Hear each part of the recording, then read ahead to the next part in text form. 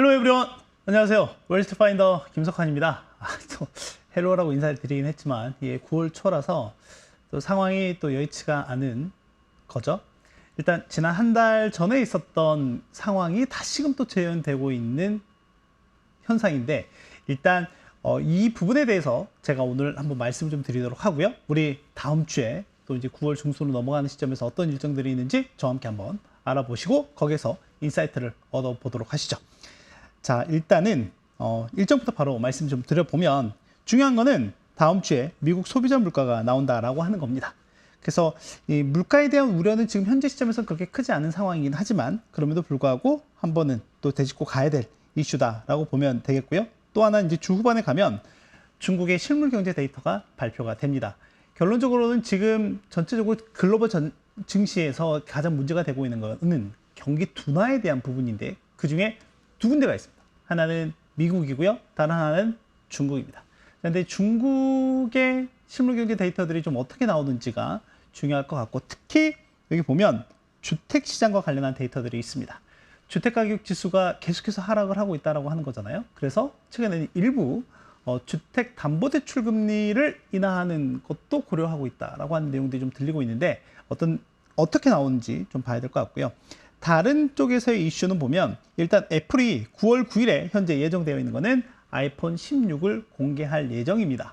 자, 여기서 중요한 거는 지난 6월에 WWDC 2024를 통해서 애플 인텔리전스라고 하는 AI 생태계를 공개했다라고 하는 거죠. 이게 이제 일부 적용이 된 이제 신제품이 나오게 될 텐데, 소비자들의 반응, 시장의 반응을 좀 봐야 될 것 같다라고 하는 거고, 화요일에 대선 토론이 있습니다. 미국 대선 토론 2차가 있는데, 이제 해리스와 트럼프 간의, 또 트럼프와 해리스의 첫 맞대결입니다. 그래서 상당히 11월 5일 대선으로 가는 데 있어서 중요한 첫 번째 변곡점이 될 가능성이 높다라고 보면 되겠고요. 자, 목요일에 또 일정들이 많이 있거든요. 우리나라는 선물옵션 동시 만기일이 예정되어 있고, 그리고 유로존에서는 ECB 통화정책 회의가 있을 예정이고요. 이제 미국에서는 연준이 미국 가계의 금융 계정, 가계 자산이 어떻게 됐다, 이런 변화를 나타내는 데이터를 공개할 예정이고요. 또 30년물, 10년물, 3년물 국채 입찰이 그 전날, 그 전전날 이렇게 있을 예정이다라고 보면 되겠습니다. 다음 주도 정말 바쁩니다. 가보시죠. 자, 이제 9월 같은 경우가 계절성이 꽤 큰 계절이에요. 1년 12달 중에 보면. 자, 그래서 S&P 500 기준으로 보면 지난 5년, 10년 평균으로 봤을 때 어떤 퍼포먼스가 났었는지를 평균치를 해 놓은 건데, 보면 알겠지만 9월 같은 경우가 9월과 12월이 전체적으로 지난 5년, 10년 약세의 모습을 보였는데, 일단 9월이 가장 두드러진 약세장이었다라고 보면 되겠고, 그 이후에 10월, 11월 강한 장세의 움직임들이 전체적으로 나타났다라고 하는 거죠. 근데 이제 9월 같은 경우에는 어떻게 보면 이 앞에 여름에 있었던 서머 랠리와 또 뒤에 있을 연말 랠리에 대한 그 중간 사이에서의 기술적 공백, 휴식기다라고 볼 수가 있을 것 같고요. 또 하나, 수급적인 부분들 같은 경우는 뭐냐면, 일단 기관 투자자들, 펀드를 운영하는 기관 투자자들 같은 경우에는 좀 연말에 북클로징을 하는 게 아니라 좀 더 앞서서 북클로징을 하기도 하고요. 거기에 따른 이제 수급 밸런스 변화도 있기도 하고요. 또 하나는 개인 투자자들 같은 경우 입장에서 보면 이제 세금 납부나 이런 이슈들이 좀 있기 때문에 수급적으로 좀 공백기가 있다라고 하는 겁니다.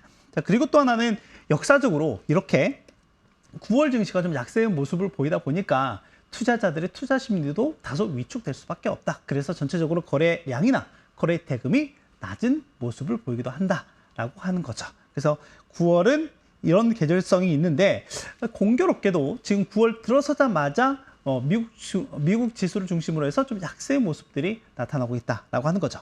자, 그리고 이거는 지금 아마 이번 달까지는 계속해서 보여드릴 그래프입니다. 지금 8월 말 이후에 이제 10월로 4분기로 가는 시점에서 우리가 중요한 고비가 4가지가 있다라고 말씀드렸는데, 첫 번째 엔비디아 실적이 있었고요. 지나갔죠? 네. 일단 내용은 좋았는데 반응은 미지근했다라고 하는 거고, 그리고 이제 9월 초에 나온 미국의 PMI 데이터가 있었죠. 제조업 PMI 데이터가 나왔고, 이제 이 방송이 올라가는 시점에서는 서비스 PMI 데이터도 나오게 될 겁니다. 그리고 이제 고용 데이터가 나오게 될 거고요. 이제 우리가 봐야 할 세 번째 고비는 물가와 소매 판매와 같은 실물 경제 데이터의 움직임이다라고 하는 거죠. 물론 소매 판매 데이터는 다음 주에 나오지는 않지만 미리 말씀드리는 이유는 뭐냐면 전체적으로는 이 소매 판매가 경제 성장의 가장 중요한 항목이기 때문에 그렇다라고 하는 거고요. 이것들을 좀 같이 제가 통합해서 볼 필요가 있겠습니다. 그리고 9월 말에 9월 셋째 주에 가게 되면 FOMC 회의가 있을 예정이다. 이건 다음 주에 다뤄보도록 하고요. 그리고 이제 중동이나 뭐 유럽의 지역적 위험인데 이거는 계속 이제 지속이 되고 있는 상황인 거죠. 뭐 크게 지금 부각이 되고 있는 것도 아니고 그렇다고 해서 크게 뭐 아주 시장에 잠재되어 있는 그런 이슈도 아닌 상황이 지속되고 있다고 보면 되겠습니다. 자, 일단 9월 초에 나온 미국의 8월 제조업 PMI 데이터를 보면 헤드라인은 잘 나왔어요. 여기 지금 검정색 선이 소폭 올라갔죠? 이 데이터가 46.8에서 47.2로 소폭 올라가는 모습을 보였다. 자, 그런데 문제는 디테일에 있었다라고 하는 겁니다. 그리고 문제 5개월째 둔화라고 하는 거는 기준선 50을 계속해서 하회하고 있는 걸 얘기를 하는 겁니다. 자, 어떤 디테일이 좀 안 좋았느냐라고 보면 이 제조업 PMI를 구성하는 10개의 항목 중에서도 그 중요도가 또 있거든요. 그 중요를 봤을 때 신규 주문이라든지 이런 생산, 이런 데이터가 좀 더 중요합니다. 왜냐하면 제조업은 결국에 이제 공장이 얼마만큼 잘 돌아가느냐. 저희가 산업 생산 데이터에서 공장 가동률이라고 하는 걸 보는 것처럼 결론적으로는 주문이 많이 들어와야 공장에서 생산을 하기 위한 가동률을 높이게 될 거기 때문에, 그리고 궁극적으로는 그것들이 어떻게 된다? 기업들의 실적과 연관이 된다라고 하는 거죠. 제가 항상 실적의 가장 위에 있는 탑라인이라고 할 수 있는 매출이라고 하는 것과 직결되기 때문에 그렇다라고 하는 거죠. 자, 그런데 이번에는 주문이 줄어들고 생산이 줄어들고 그에 따라서 그럼 이 기업 실적은 어떻게 되지? 까지 이어지는 우려 사항들이 좀 나타났다라고 하는 거죠. 보면 주문이나 생산 이런 게 전월 대비 감소하는 모습들을 보였고요. 그리고 여기 보면 재고가 아주 크게 증가하는 모습을 보였습니다. 재고가 이게 지금 팬데믹 당시, 그러니까 2020년 초반 이후에 가장 큰 폭의 월간 증가율을 나타낸 건데, 재고가 쌓여야 한다? 그러니까 그 말인즉슨 자, 지금 이렇게 공장이나 이런 재고 창고에 물건이 쌓인다는 거잖아요. 그 말인즉슨 앞에서 말씀드렸던 것처럼 앞에서 판매가 잘 되고 있지 않다라고 하는 거죠.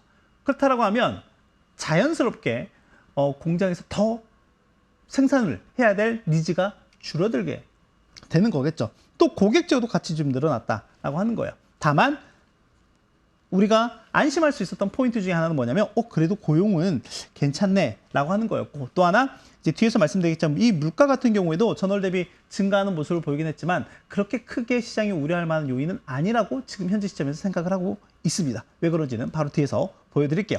자, 그리고 산업별로 보면 낙관론보다는 확실히 상반기 대비 낙관론보다는 비관론이 조금 더 많아지고 있는 상황인 것 같다라고 하는 거죠.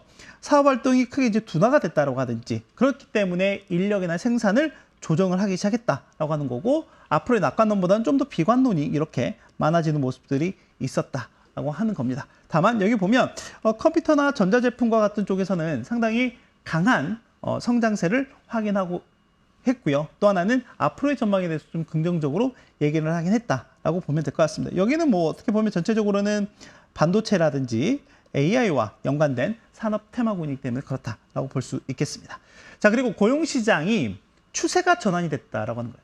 그러니까 이 추세가 전환이 됐다라고 하는 게 안 좋았던 게 좋아진 겁니까? 좋아졌던 게 안 좋아진 겁니까? 라는 게 아니라 고용시장이 그동안에는 미국 고용시장이 팬데믹을 겪어오면서 상당히 과열됐다라고 하는 거죠. 그러니까 어떻게 보면 노동 수요보다 노동 공급이 훨씬 더 많다 보니까 이렇게 실직자 한 명당 일자리 수도 역대 최고 수준인 실직자 한 명당 2개까지도 가기도 했었고요. 자, 그런데 그게 어느 정도 균형점을 찾아가는 냉각 단계를 이제는 넘어서고 있는 게 아닌가라고 보고 있는 거죠. 그래서 이 냉각 단계는 어떻게 보면 긍정의 의미로 우리가 해석할 수 있겠지만, 이게 지금 슬로우 다운, 즉 둔화로 추세가 전환이 됐다라고 하는 거는 약간은 부정적으로 우리가 해석을 할 수가 있겠습니다. 보시다시피 실직자 한 명당 일자리 수가 1.07개예요.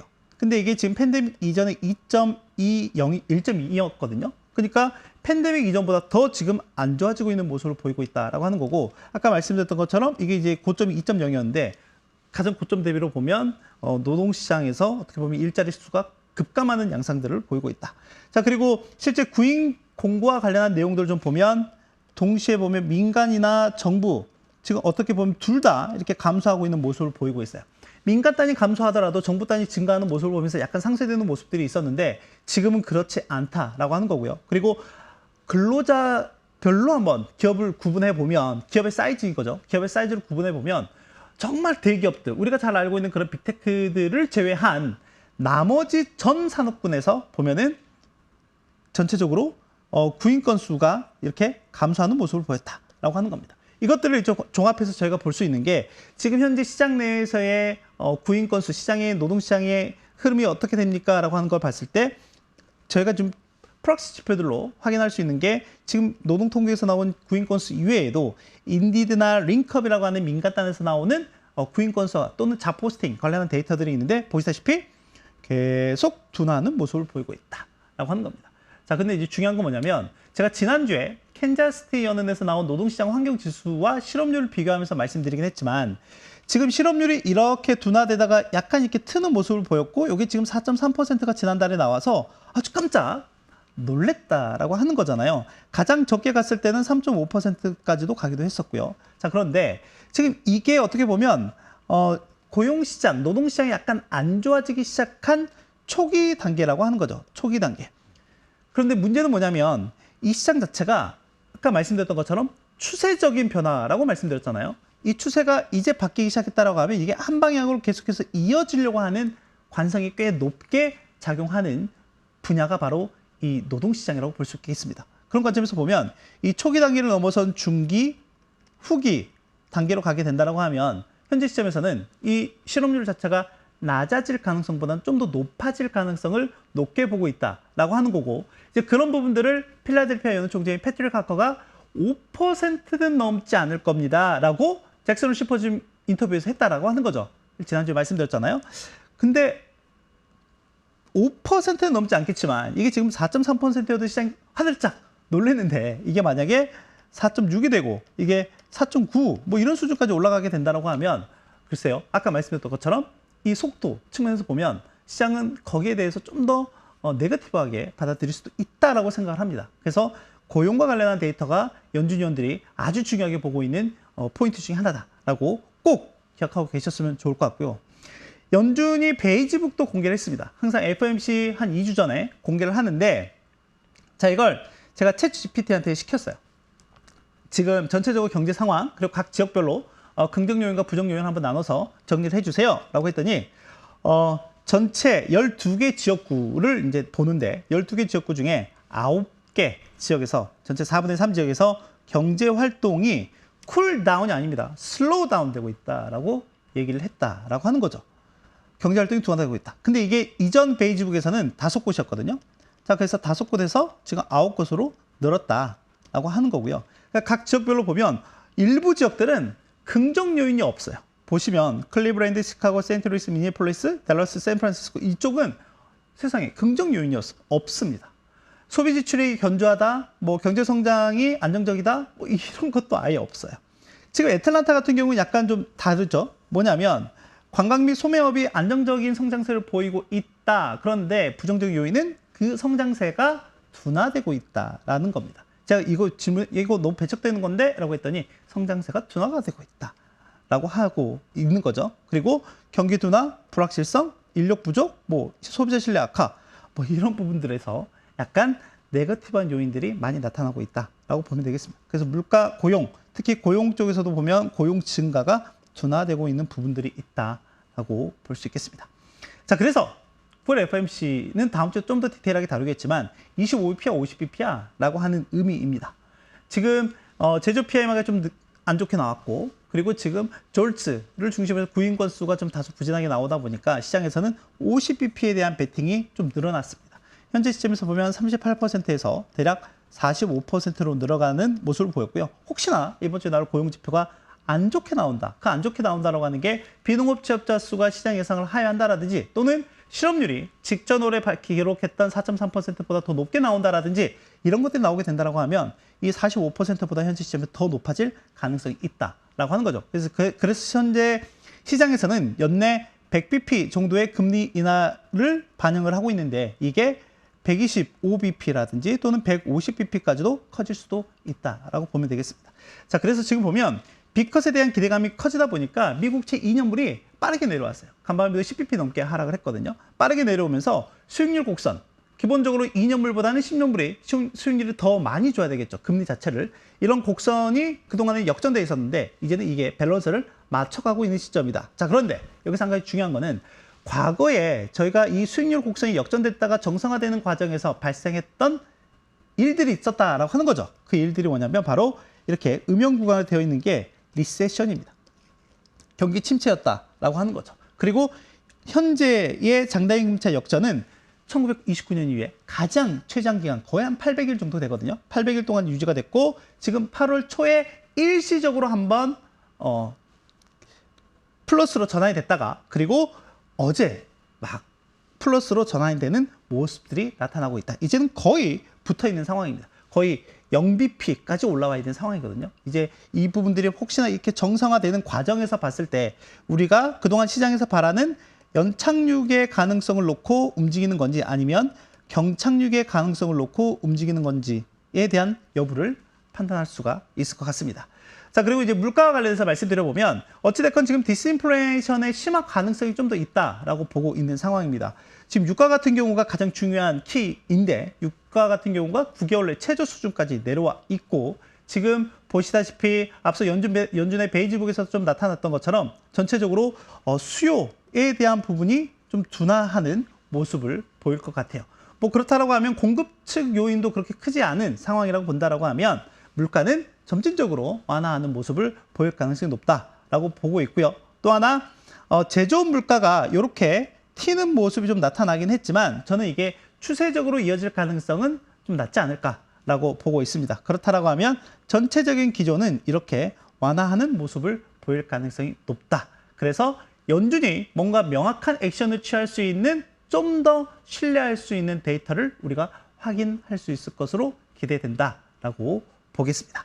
자, 그리고 또 하나는 3분기 성장률에 대해서 주목을 해야 된다라고 말씀을 드리고 싶습니다. 왜냐하면 결론적으로는 경제가 만약 슬로우다운, 즉 둔화되는 모습이 좀 더 명확하게 나타나게 된다라고 하면 지금 이 전체적으로 경제 성장을 지탱하고 있는 이 소비라고 하는 부분이 둔화하는 모습이 점진적으로 좀 더 명확하게 나타날 가능성이 있기 때문에 그렇다라고 하는 거고요. 지금 보시면 알겠지만 3분기 경제 성장률 추정을 시작했던 이 시점에는 없었던 것들이 최근에는 많이 생기고 있죠. 경제 성장에 마이너스 기여를 하는 항목들이 늘어나고 있다라고 하는 겁니다. 특히 뭐 수출이라든지 민간 재고라든지 또는 비거주 고정 투자 이런 것들이 점차 네거티브한 모습도 좀 보이고 있다라고 하는 거죠. 그래서 만약에 이 소비까지 둔화하는 모습을 좀 나타나게 된다라고 하면 성장률 자체가 좀 더 둔화하는 폭이나 속도가 빨라질 가능성이 있다라고 하는 겁니다. 그런 것들은 제가 셋째 주에 나올 소매판매나 산업생산과 같은 실물 데이터를 통해서 확인이 가능하다라고 볼 수 있겠습니다. 자, 정리해 보도록 하겠습니다. 일단 우리가 기다리고 있는 세 번째 웨이브는 소비자 물가 지수와 소매 판매입니다. 일단 9월 증시가 계절성이 있다라고 말씀드렸는데 일단은 서머 랠리와 연말 랠리 그 사이에 기술적 휴식 기간 또는 9월에 세금이나 또는 펀드, 주요 기관들을 중심으로 한 자산 재조정에 따른 수급 공백이 있기 때문에 그렇다라고 말씀드렸고요.